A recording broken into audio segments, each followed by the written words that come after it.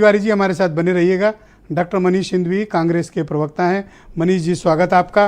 राजस्थान आप दबाव में हैं ऐसा प्रतीत हो रहा है। मध्य प्रदेश आप कोई बहुत आउटस्टैंडिंग परफॉर्मेंस नहीं कर रहे हैं, वहाँ देखिए कि केंद्रीय मंत्री सांसद तक उतार दिए गए हैं। छत्तीसगढ़ वहाँ भी आप कोई ऐसा फ्री हैंड आपके पास नहीं है। तेलंगाना की हालत आप देख रहे हैं। मिजोरम में क्लैरिटी नहीं है। आप कैसे दावा कर रहे हैं कि आप सब जीत लेंगे? ऐसा है कि हम ऐसे दावा इसलिए कर रहे हैं क्योंकि आप छत्तीसगढ़ से बात शुरू करिए। छत्तीसगढ़ में हमारी पोजीशन बहुत बेहतर है। जो ये फॉर्मूला एमपी में लगा रहे हैं वही छत्तीसगढ़ में ले जा रहे हैं और वही राजस्थान में ले जा रहे हैं। आप ये सोचिए कि सांसदों को डिमोट करके वापस विधानसभा लड़ाया जा रहा है। अगर भाजपा पर कोई दबाव नहीं था तो किया ही क्यों जा रहा है? वही 6 राजस्थान में भी सांसद लड़ाए जा रहे हैं, छत्तीसगढ़ में भी यही तय हो रहा है कि वहाँ पर भी सांसद लड़ाए जाएंगे। एमपी में तो खैर घोषित कर दिया गया, केंद्र के बड़े बड़े मंत्री और विजयवर्गीय जैसे संगठन के बड़े लोगों को तय कर दिया गया। देखिए, हमारी पोजीशन अगर खराब होती तो भाजपा इतना दबाव ना महसूस करती, पहली बात।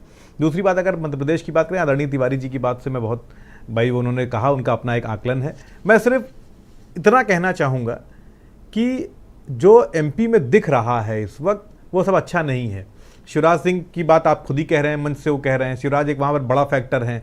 उनको उनके विरोध में तमाम बड़े नेताओं को उतारा गया। मुख्यमंत्री का चेहरा नहीं कहा जा रहा, लेकिन ये शिवराज भी जान रहे हैं कि वहाँ पर मुख्यमंत्री अब वो नहीं रहेंगे। क्या ये जो खींचतान है ये हमको फ़ायदा नहीं देगी? दूसरा, जिस तरीके से हमारी सरकार वहाँ हटाई गई वो जनता के बीच में है। राजस्थान दोबारा बना देगी तो बचा पाओगे? बिल्कुल बचा लेंगे। हम पिछली बार देखेंगे, पिछली बार से सबक लेकर बैठे हैं। देखेंगे, है ना? देखेंगे। मतलब आपका कहना है भैया तिवारी जी बना भी लिए तो बचा पाएंगे? ये आपका कहना है कि मेरा कुछ नहीं कहना, मेरा सिर्फ एक रनिंग कमेंट्री आप बोले। और राजस्थान की बहुत कठिन लग रहा है। कारण ये है, कांग्रेस जो कहती है, अभी देखिए दिग्विजय सिंह जी ने एक फार्मूला तय किया था कि जिन 60-65 सीटों पे हम लगातार चुनाव हारते आए हैं उन सीटों पे पहले हम चयन कर लेंगे प्रत्याशियों को, 2 महीने 3 महीने पहले हम घोषित कर देंगे। लेकिन कहीं ना कहीं कांग्रेस उसमें भी पीछे रही जी। दूसरी बात, कांग्रेस के जो 4 क्षेत्र हैं, महाकौशल, बुंदेलखंड, बिंद, तो इन सब क्षेत्रों में एक अलग अलग छत्र बनाए गए हैं और उनके माध्यम से टिकट वितरित होते हैं। इससे ज्यादा नुकसान कांग्रेस को होता है। Manish Sindhvi go ahead. लेकिन इस बार एमपी में आप अगर देखिएगा तो तमाम हमारे यहाँ जो आपसी कहते हैं, मतलब जो थोड़े बहुत मतभेद थे वो लगभग खत्म पर हैं और सब लोग मिलकर चुनाव लड़ रहे हैं। एमपी में सबसे बड़ा प्लस पॉइंट ये है कि इस बार जो पिछली बारों में थोड़े बहुत मतभेद दिखाई पड़ते थे वो भी नहीं है और सब कमलनाथ जी के नेतृत्व में पूरा चुनाव लड़ा जा रहा है। एकदम स्पष्ट है मामला।